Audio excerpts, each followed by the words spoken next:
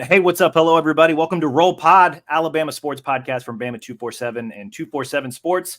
I'm your host, Cody Goodwin, and joining me today, John Talty, senior writer for 247 Sports, and our fearless leader at Bama 247. John, how you doing this morning, man? I'm doing great. I'm liking the energy out of you, Cody. I feel like that's hopefully going to be infectious here. I am, dude, I don't know about you, and we'll obviously get into this, but I am ready for live, actual, meaningful football games. I know Alabama didn't play week 0. But count me among the sickos because I am just very, very excited to watch college football. I'm tired of talking season. I'm ready to finally actually watch some ball. For sure. It's nice to finally be back, and I'm sure the season will be a blur once we get into it. But it feels like, especially just all that's happened this offseason, realignment, NIL, all these different things have kind of taken away, I think, in some ways, what we love about football. And so it's nice we can finally get that back. 100%. We're going to be previewing Alabama's offense today. We're recording this on a Thursday, August 24th, less than 10 days out from the Crimson Tide's season opener against Middle Tennessee. I think I speak for everybody when, again, incredibly excited to finally watch some real ball. But before we dive in, this is obviously a new podcast, part of a new website. Bama 247 launched on June 1, less than 3 months ago. We're a bunch of new guys, kind of, sort of. But I feel like with the first few shows, need some introductions. John, you're no stranger to the Alabama beat. In the SEC as a whole. Give us a quick sketch, man. Where'd you come from, your path to 247, and your most memorable Alabama memory while on the beat? I mean, I think I'll answer that last one first. It's hard to beat 2nd and 26, being at that Alabama-Georgia national championship game and just being on the sideline as that moment happened and almost kind of being in shock for a second to, did I just see what I thought I saw? And then the pandemonium of people running on the field and celebrating and trying to figure out, what am I going to do to write about? How am I going to adjust? So it's hard to top that one for me. That was a pretty special moment, I think, for Alabama fans in particular. But for me, yeah, I've been in Alabama for, I think, 9+ years now. I spent a couple of years in Mississippi. So I've been around the SEC, covering the SEC for a decade plus. Was at the Clarion Ledger in Mississippi, was at AL.com and Birmingham News for a while here in Birmingham, and made the switch to 24/7 June 1. So it's been exciting to get to know you, Cody, get to know some of the other parts of our team, and I feel like we've hit the ground running. I feel like we're in a good spot right now in terms of games finally being here. Yeah, like you mentioned, I'm Cody. As I said at the top, originally from Kansas City, have spent the last decade in the state of Iowa, though. Went to the University of Iowa, wrote for the Daily Iowan, spent a year at the Ames Tribune, and spent the last 7 years at the Des Moines Register, where I primarily covered wrestling, as well as high school sports recruiting, occasional spot coverage for Iowa and Iowa State football. Obviously, I'm the new guy here, coming from Big 10, Big 12 country. So not a ton of memorable Alabama coverage memories, but I'll actually give you two. So first, we very closely followed Rosh Pierschbacher, Cedar Falls native, when he played for Alabama 2014 through 2018. His story is pretty well told by now. One-time Iowa recruit, flipped to Alabama before his senior season, went on to play in 4 consecutive national title games for Nick Saban. But the second one, we got to see the first part of potentially Rosh Pierschbacher 2.0 last fall. Caden Proctor, 5-star offensive tackle from Des Moines, flipped his commitment from the Hawkeyes to Alabama right after his senior football season. So now he's down here in Tuscaloosa battling to be Alabama's starting left tackle right away as a true freshman. To clear up any rumors, no, Proctor and I were not a package deal. He committed, signed, and moved down here long before I did. But hey, pretty cool to watch his prep career up close, and now we'll get a front row seat to what is shaping up to be a pretty special college career as well. I imagine we'll be talking about Caden Proctor on today's show, but that's who we are. We'll probably do more of these introductions, I suppose, in some of these earlier shows. We'll make sure to weave in Mike Rodak, Brett Greenberg, even Kirk McNair, give them all proper introductions. Because like you mentioned, we'd all been working since June, but now that we've got the podcast off the ground, you'll hopefully be hearing from all of us on a pretty regular basis moving forward. But let's go ahead and just dive into today's show, John. Very first question: What's the biggest question you have about Alabama's offense entering the 2023 season? There's a lot. I think. There's certainly been just a little bit of coverage around the quarterback battle. So, I mean, I think that's an easy one to start. But to me, I've been kind of hammering this point, so I'm just going to stick with it. To me, it's still the wide receivers. I think that was really something that limited the ceiling of that Alabama team last year. Bryce Young, clearly an incredible quarterback, but just did not have enough dudes to, be able to maybe maximize what he was capable of doing. And just, again, just the lack of separation, just the lack of that home run threat, I think really kind of limited what should have been, in my opinion, a national championship type team last year for Alabama. So I still have questions. Clearly drops have been an issue. We've gotten those reports out of the scrimmages. Nick Saban, has clearly been, I think, concerned about it, said that he thought after the most recent scrimmage, they were a bit better. But to me, that's a position that if that can't be impact, if they can't make things happen, nobody at quarterback is going to be as good as Bryce. And so that, to me, I think it's just going to really limit what they can do offensively if they're not able to take a step forward in that area this year. It's funny. People bring up the drops all the time, and they were obviously a problem last year. 23 drops last season in total. Year before that, they actually had more. 2021 season, the year they actually got to national title game, 32 drops. I know they had an extra game, but that just seems like, 9 extra drops based on what? Well, I guess it would have been 2 extra, or just 1 extra game. But so then 2020, the year they actually won the title, they had less than 20 drops. I think they finished with 19 that year. So, kind of hovering around that, low 20s, early or, high teens mark when it comes to drops. So not something that they haven't faced before, but but to be honest, the drops are a concern, but that to me is not even the biggest concern. I think the biggest concern is who is your alpha wide receiver? Who is the guy that you can go to, who you can count on to beat a guy off the line and make a move? And I think there's guys who are talented who can do that, but 2 years ago, Jameson Williams was that guy, and they had John Mechie, who was just a really, really good route runner, really good wide receiver. I don't know who that guy is this year. And so I think that drops clearly a concern. I think that is an issue, but to me, it's more of just who is the dude? And I don't know who it is. I really don't. I think there's candidates for it, but I don't know who it is offhand. Who could be the dude? I don't think it's Jermaine Burton. I think that he has the potential to be a good wide receiver. I don't think he's a true number one. I've been in the Ja'Cory Brooks camp in the past just because I think we've seen flashes of it, but I don't know. Malik Benson. There's some different guys that I think you can, Isaiah Bond. There's some different guys that I think you can maybe, talk yourself into. Kendrick Law had a good day in the scrimmage the other day, but I don't know. What do you think? Who's your pick at this point? I don't know if I have a clear cut number one besides Brooks was the guy I made the argument for. Yeah. Brooks is a good candidate. I like Malik Benson. I like the fact that, even though Saban has talked at length after the 2 scrimmages about, drops being an issue, he gave Malik Benson quite a bit of praise after the second scrimmage, said that he's playing a lot faster with a lot more confidence. He's kind of built in the same mold as a Ja'Cory Brooks. So, could they be battling for, that starting Z position? Could Benson overtake him for some, first team snaps? I think I agree with you that Burton's probably not the guy that's just not his game, right? He just seems like a very solid number 2. And sure. He could be a guy that, he just plays on the opposite side. He seems like he's, a more of a possession type receiver who can take more of those underneath routes. I'm very curious to kind of see what they do with the slot. Do they put Malik Benson in the slot since he seems like he's a big play guy? I know it's junior college, but 22 yards per catch over 2 years, it's pretty good sample size. I would think that that's a guy that can, find ways to be explosive. The other interesting thing about, who's going to be the alpha receiver is that new offensive coordinator, Tommy Rees. I know it's not his offense per se, but guy's got a proclivity of using tight ends, right? And I think we've seen hints here that, if there's not going to be an alpha receiver, if they're not going to go 3 or 4 receivers wide, because it doesn't seem like they're going to be running too many spread concepts this year. How much will some of the tight ends eat into that target share, right? I know we've heard a lot about Amari Niblack. We've seen Danny Lewis go through some warmups and stuff with the ones. They went into the portal and got CJ Dupre. I think that, I don't know if that'll take away from an alpha receiver, so to speak. Because I think if you're the dude, you're going to get your targets. But be kind of curious to see how they fold those guys into the offense.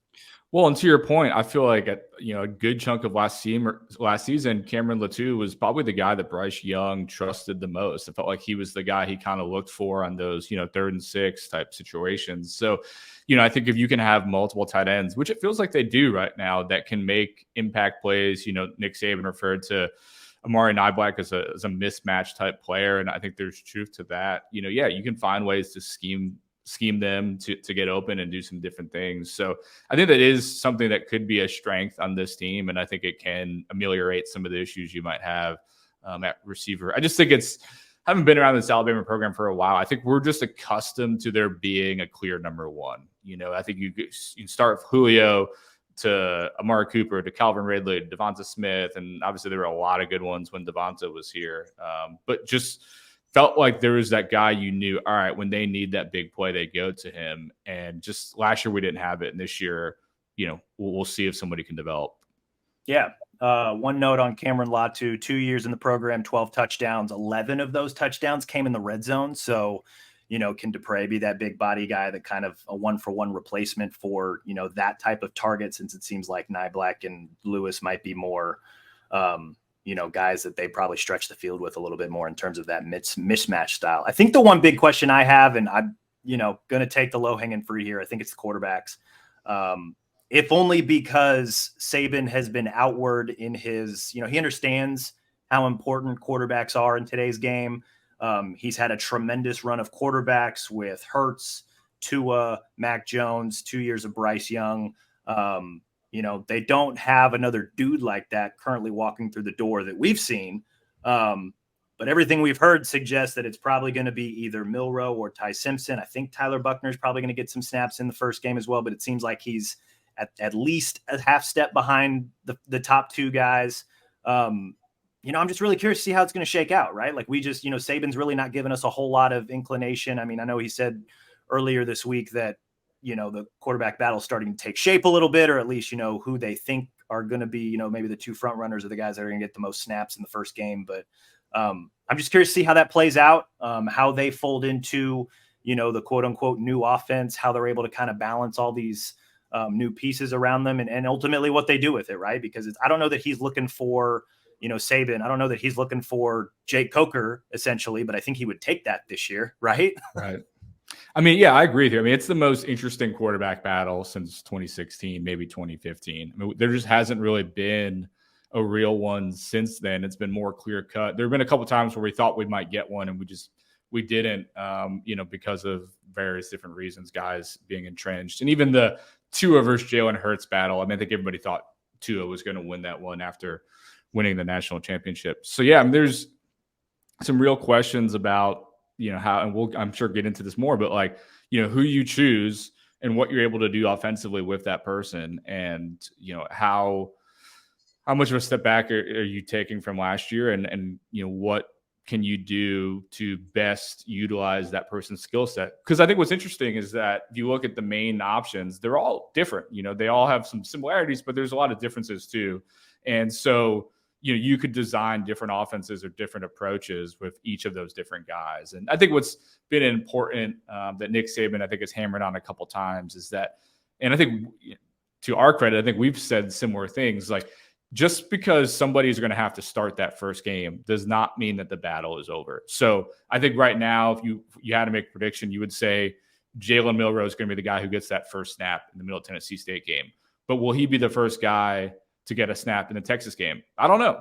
I don't know if Nick Saban knows that 100%. Is Jalen Milroe going to be the guy starting the last game of the season against Auburn? I definitely don't know that. So I think this one, it could be a little bit more up in the air until a guy really kind of wins and takes the job. And we saw that happen in 2015, where it took Jake Coker a couple of games and really took them starting Cooper Bateman against Ole Miss. And when they lost that game, Jake Coker came in and really kind of showed something in the second half. And that's when he won the job, and he was the guy the rest of the way. I think we could see some back and forth this season too.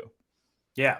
I think it'll be really interesting to kind of see how it plays out. It's, the quarterback position, I know, is the story of this Alabama offense, but I think it's also primarily the reason why I'm ready to watch the games. I'm ready to see what these guys got. I'm ready for, I'm ready for the tryout, quote unquote, to kind of see what ultimately they are able to bring to the table.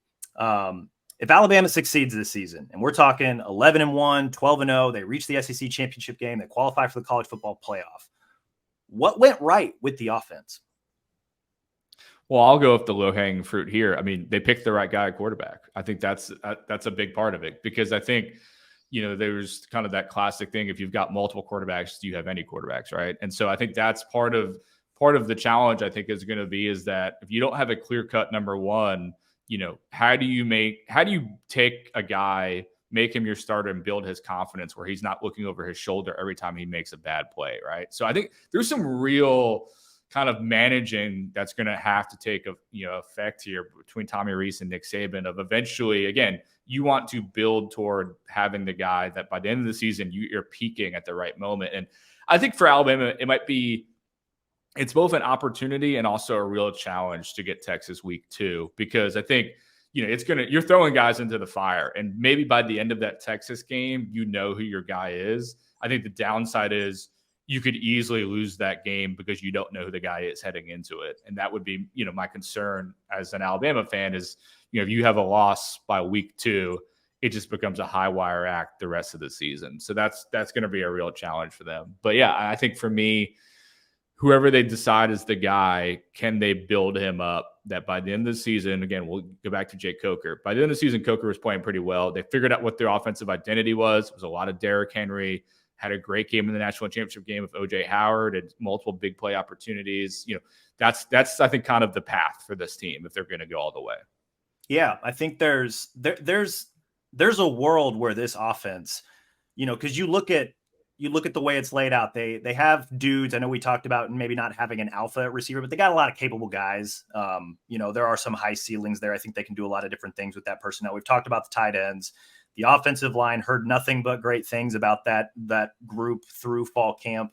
There's an opportunity here for, if the right guy is at quarterback and they're able to kind of mold the offense around him, whether it's Milroe, whether it's Simpson, whether Tyler Buckner comes out of nowhere and wins the job, that there's a lot of different things here. And Saban's kind of alluded to that too. I mean, a lot of his quotes have been, they want a guy who's going to make good decisions. They want a guy who's going to make timely decisions. They want a guy who's just going to get the ball and distribute it, which, you start thinking, okay, are they looking for more of a game manager role? But, we've seen, the one open practice we got to see, and, a handful of the scrimmages that we've heard, Ty Simpson, for example, not afraid to tuck it and run it, not afraid to, that quarterback option, able to keep the ball and run downfield a little bit. So can they mold this offense that seems to have a lot of really nice pieces around the quarterback? And then obviously the whole turnover thing. I know that's a really big thing with Jalen Milroe. Can't turn the ball over in Nick Saban's offense. I have a feeling if he turns it over at all in week 1, it'll be a very short leash. I know it's Middle Tennessee, but I think it'll be a short leash just because Saban just kind of wants to continue to impress on those guys. Like, hey, like if you make mistakes, you will cost us in the bigger moments, and we can't have that here. So another interesting part about week 1 is just kind of how are they going to divvy up the snaps when it comes to quarterbacks. So, there's a lot to like about the offense, but I guess I'm really curious how they put the whole puzzle together. And if they put it together in the right way, I think there's an opportunity here for a pretty special season. Yeah, and I think that you make a smart point there, that I think if there's not a guy who is head and shoulders better than the rest, I think the tie goes to the guy who you trust the most to not make major mistakes. And I think it's a real question of all of these guys, honestly. And I think that's probably a reason why they brought in Tyler Buckner, because I think both Milroe and Simpson have struggled at times with their consistency, struggled at times of making, maybe the smart, more conservative decision rather than taking a shot and leading to a turnover. You had a good story earlier this week about Jalen Milroe, and the Texas A&M game, there were ups and downs, but the downs of multiple turnovers, that's something that's really going to bother Nick Saban. And so if they lean into more of an old school Alabama team, which we think there's been a lot of talk this offseason, that's what it's going to be like. More defense, more running the game, offensive line, stronger, overpowering more. Well, when Alabama had a lot of success doing that, they had quarterbacks who didn't make bad decisions, or they tried to limit their bad decisions as much as possible. And so, to me, I don't know who the safest of the three is right now. I think all of them, again, have some challenges in that area, but I think that's what I would look for in that Middle Tennessee State game. Like you said, does anybody make a bad mistake? How quick do they get the yank? How many guys are getting rotated in? I think all three probably play, but what's the rep breakdown? That all these things, we just don't know yet, but I think will tell us a lot. I think we're going to know a lot after the first game. Yeah, which I think you think about the three quarterbacks here. I know Buckner has started on and off for Notre Dame the last few years. I know he was hurt a lot last year. Milroe obviously got some pretty heavy run last year. But think about this for a moment. Jalen Milroe played 192 snaps last year, played in 8 games, played the majority of the Arkansas game after Bryce got hurt, started and played the entirety of the Texas A&M game. But 2 seasons, 225 snaps. That's about 3 games worth in 2 years. It's just not a lot. And then Ty Simpson's even fewer, right? 30 total snaps last year while he was redshirting. Like, we just don't know what these guys have, right? Like, I mean, we've got an idea about Milroe, and fair or not, a lot of, people's opinion of him comes from that Texas A&M game where, like you mentioned, high highs and low lows. Simpson, we have no idea because vast majority of his 30 snaps last year, I mean, he went 4 for 5 passing. Cool. Most of it was in mop-up duty. Like, Simpson, we're going purely off pedigree, I think. It's 5-star guy coming in. He was the most highly regarded coming in, son of a college head coach, was kind of groomed to be that guy. That's what I think people like Ty Simpson. And there's, like his size. I think he's probably got the best arm of those 3. But you're right. I mean, it's extremely small sample sizes for all of these guys, and Buckner too. I mean, our colleague Mike Rodak, I think, had a good story. Like, he really hasn't played that much either. I mean, between COVID kind of taking away his season, kind of playing a little bit and getting hurt. I mean, there's not a lot of film to break down on really any of these guys. And of the little we've seen, again, I mean, Buckner is a good example too. There are some high highs and there are some low lows. And so I think that's why all of, the fan base is probably a bit nervous about the position, because there's not that glowing highlight tape for any of these guys that you can say, all right, he's clearly the dude. I will say this though. One more stat before we move on to the next question. Like my numbers here. Jalen Milroe last year, limited action, but Pro Football Focus, I know people feel some type of way, but I like to use it contextually. They track a stat called turnover-worthy plays. Jalen Milroe had a turnover-worthy play rate, which is, interceptable passes, not protecting the ball when you're running. He had a turnover-worthy play rate of 10.2% last year on 70 dropbacks. It's not great. Not great. That would have led the country based, among all quarterbacks that had 70 dropbacks last season. But here's something else too. Bryce Young played 114 snaps in the 2020 season, backing up Mac Jones. He had a turnover-worthy play rate that year of 10.7%. He ended up being pretty good. I'm not saying Jalen Milroe is Bryce Young. What I am saying is maybe more reps and more confidence that comes with more reps, whether it's Milroe, whether it's Ty Simpson, maybe that could lead to good things. I don't know if it leads to back-to-back 3,000-yard seasons and a Heisman Trophy, but I don't think it does, to be honest, but that might be a bold take. I don't think he's going to be quite as good as Bryce, but yeah, I mean, it's an interesting point for sure. And, again, I think I go back to the point I made earlier, like you mentioned the confidence. Like, I think that's going to be really important. Like, Nick Saban's kind of made the point over and over again, like somebody's got to basically take this job. And I agree with that, but I do think it's challenging to manage a quarterback room of that many guys in it who think they can play and are good enough to play. We've seen it again, 2016, 2015, I think is a good example where they had a lot of guys and there were some ups and some downs. And in 2016, we saw Blake Barnett start the first game. Jalen Hurts takes the job, and then Blake leaves midway through the season. Like, it's hard to manage egos. It's hard to manage that room. And so that's going to be, I think, a real challenge. And I think it's a challenge they can certainly accomplish, but it'll be a challenge this season. 100%. That's if Alabama succeeds this season. If Alabama fails this season, 10-2 and you miss the SEC title game, 9-3 and you miss a New Year's Six bowl, all of that I think is absolutely on the table this year. What went wrong with the offense? I mean, I think it's some of what we've already hit on. But I think if we build a doomsday situation, I think it's they pick the wrong guy at quarterback, or really none of them are good enough to do it. The receivers don't take that step forward the way we want them to. The offensive line isn't quite as good as has been hyped up this offseason. I mean, you think about, there are still real questions about the offensive line. I think talent-wise, it's better than last year. But, does Caden Proctor struggle his first year? Is he overwhelmed? Is he not fast enough laterally to be able to stop some of the good pass rushers in the SEC? That would be a question. And then, if you want to go full-on doomsday, it's that for all the hype the running back room has gotten, that there's not a true number one there. That to me is there's not the Derrick Henry, Najee Harris type, Josh Jacobs. It's kind of, all these guys are pretty good, but none of them are great. That to me is kind of it all goes wrong for the offense this year. Yeah, I think you start, if you want to paint the worst picture for Alabama this year, I think you start with injuries, which injuries in the running back room, I know they've been small and Saban hasn't really been outwardly worried about it, but like both Jam Miller and Justice Haynes haven't been 100% through camp. They've been small things like a quad bruise and a quad contusion. So like nothing super scary. But just, something that's like, okay, like that's two of them. That's a trend, right? The offensive line, I think I'm very curious to kind of see that left tackle battle, Caden Proctor, Elijah Pritchett. I think Saban's kind of foreseeing some potential issues there. I know after the last scrimmage, he told us that he moved Tyler Booker over to left guard. He got playing time at both guard spots last year. So I think that was probably a good move overall, but really to help either Proctor or Pritchett. Sounds like more Proctor than Pritchett, just because Proctor's gotten a lot more run with the ones. Just communication, calls, confidence, that sort of thing. I am curious if that's going to be a permanent thing or if that's just, hey, let's get the freshmen through maybe the Texas game and then let's see how they do against South Florida. Do you move Booker back over to right guard next to Latham?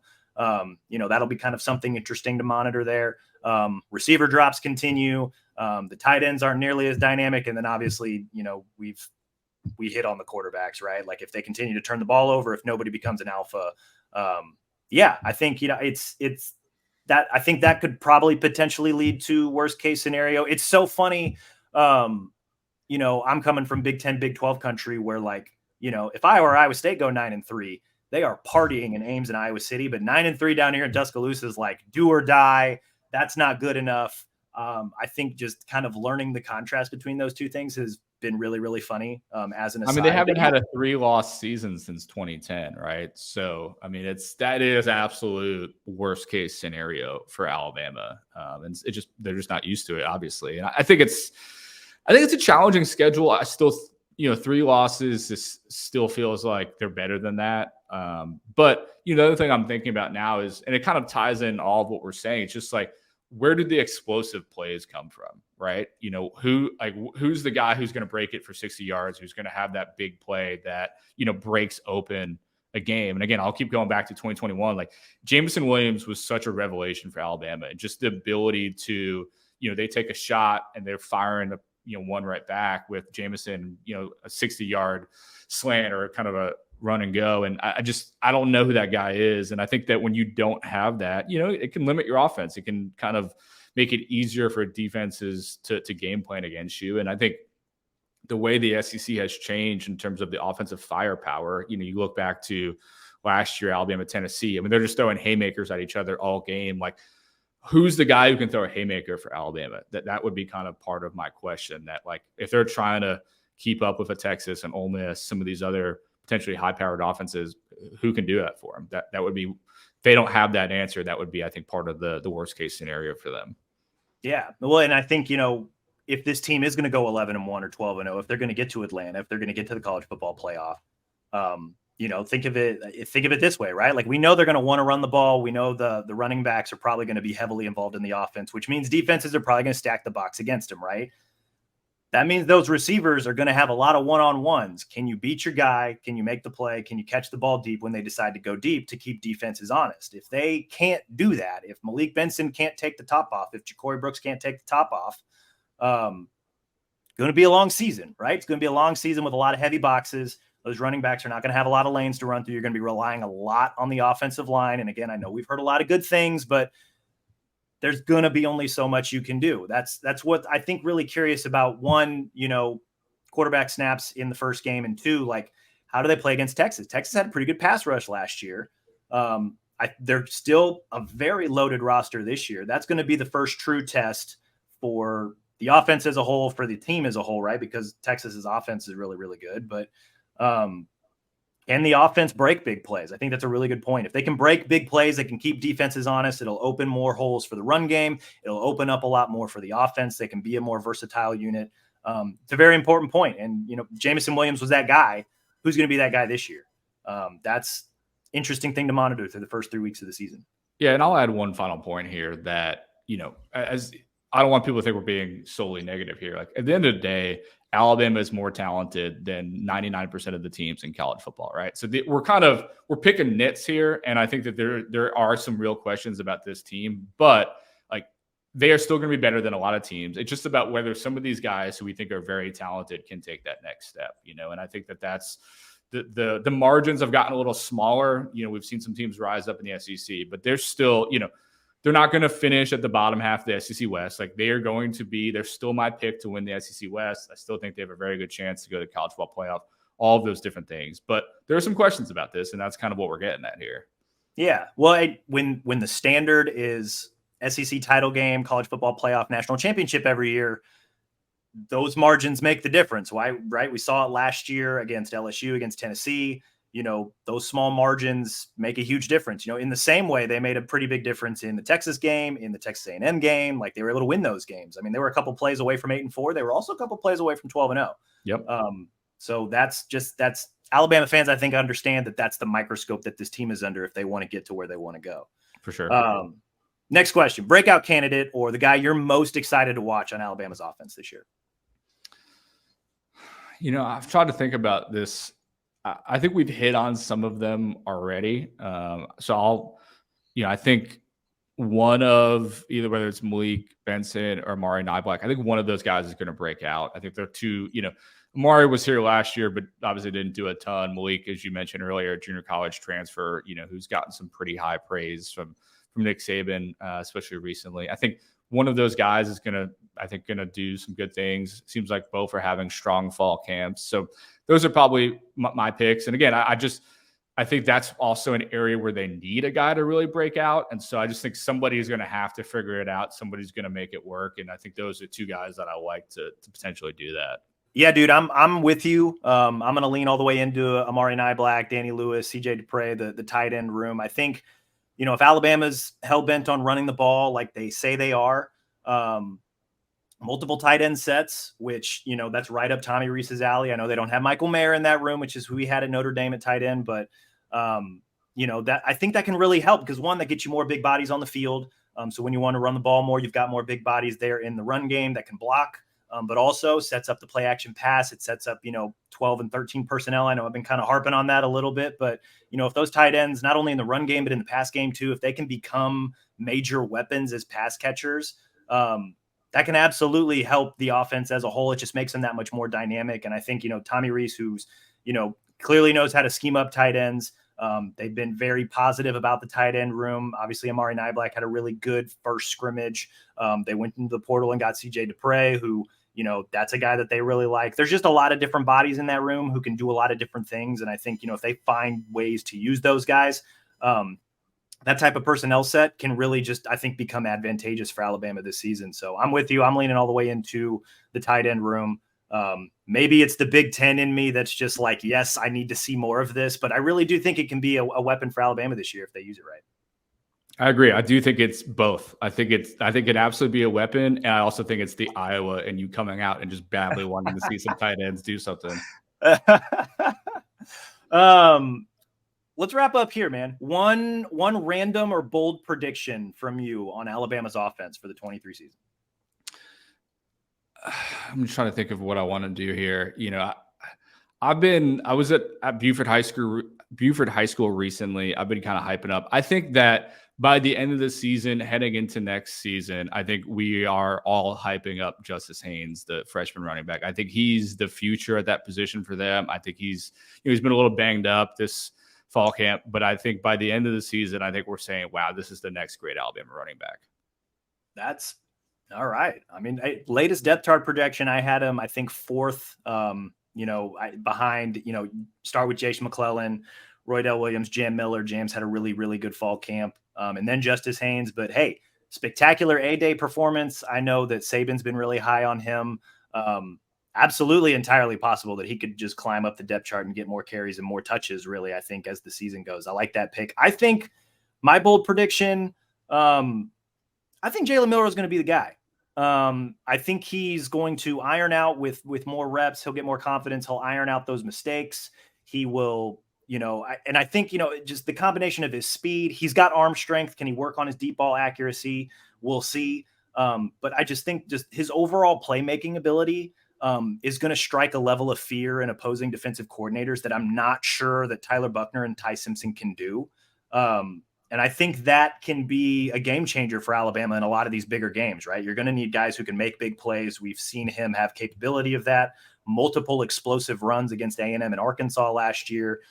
The arm strength's clearly there. I know through the last couple of scrimmages, he's had some pretty deep throws that his receivers have dropped.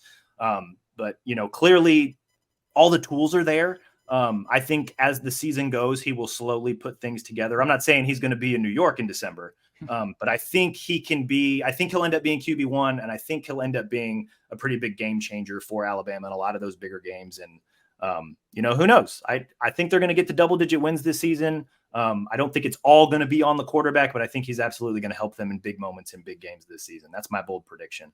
That's Alabama's offense, man. Got anything else you want to get off your chest before we sign off here? No, just excited to do this with you, Cody. Excited that we're going to rotate, different people on this podcast in the future, and just ready to get this thing going.